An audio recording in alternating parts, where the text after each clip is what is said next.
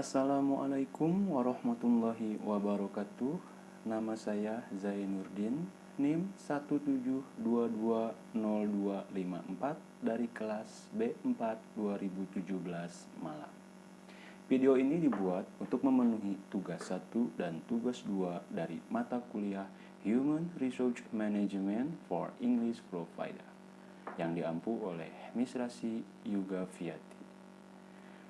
Tugas 1 dan tugas 2 menjelaskan tentang manajemen sumber daya manusia dan tantangannya serta praktek-prakteknya. Yang pertama, manajemen sumber daya manusia adalah salah satu fungsi dalam sebuah perusahaan atau organisasi yang fokus pada kegiatan rekrutmen, pengelolaan, dan pengarahan untuk orang-orang yang bekerja dalam perusahaan tersebut. Ada dua jenis tantangan yang ada dalam manajemen sumber daya manusia, yaitu yang pertama adalah tantangan eksternal. Tantangan eksternal ini terbagi lagi dari sektor ekonomi. Bagaimana produsen menuntut karyawan untuk lebih kreatif dalam menciptakan produk jika sewaktu-waktu kondisi perekonomian dalam kondisi lesu. Semua sumber daya manusia yang ada dalam organisasi harus bekerja keras untuk menginovasikan produknya. Yang kedua, dari sektor sosio-kultural. Perusahaan diuji kemampuannya dalam mengatur karyawan yang mempunyai berbagai kultur dan budayanya masing-masing agar mencapai suatu visi yang diinginkan oleh perusahaan. Adapun dari tantangan internal berasal dari karyawan. Karyawan, perekrutan, pembinaan, dan pelatihan bagi karyawan menentukan maju mundurnya suatu perusahaan. Karyawan harus dipenuhi kebutuhan material, mental, psikologis, sosial, dan intelektual secara memuaskan, sehingga karyawan mau melakukan dan berbuat sesuatu untuk kepentingan perusahaan. Dan lainnya dari customer, masyarakat yang menjadi konsumen barang dan jasa sangat mengharapkan penyediaan barang dan jasa tidak mengalami gangguan, sehingga perusahaan mampu memuaskan kebutuhan konsumen. Adapun praktek manajemen sumber daya manusia.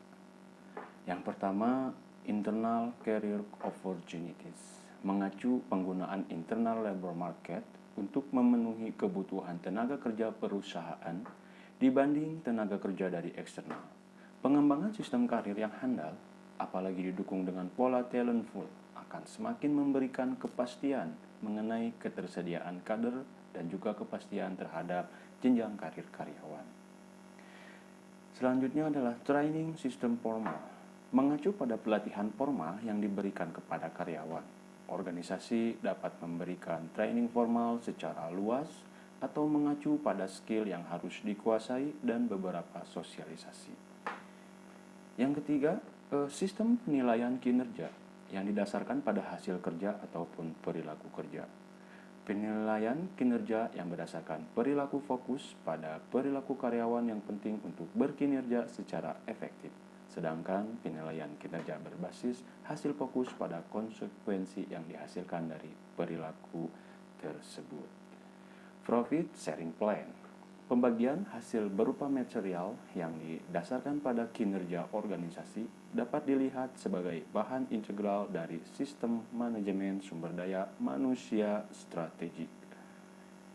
Mungkin yang terakhir adalah job definition. Pendefinisian jabatan yang jelas akan membantu karyawan memahami tugas dan fungsinya secara baik sehingga dapat dipastikan bahwa karyawan tidak akan melakukan aktivitas pekerjaan yang tidak terkait dengan fungsi dan tugasnya. Pendefinisian jabatan secara jelas dapat melalui pendefinisian uraian jabatan secara jelas dengan individual action.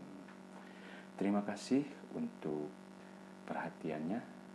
Wassalamualaikum warahmatullahi wabarakatuh.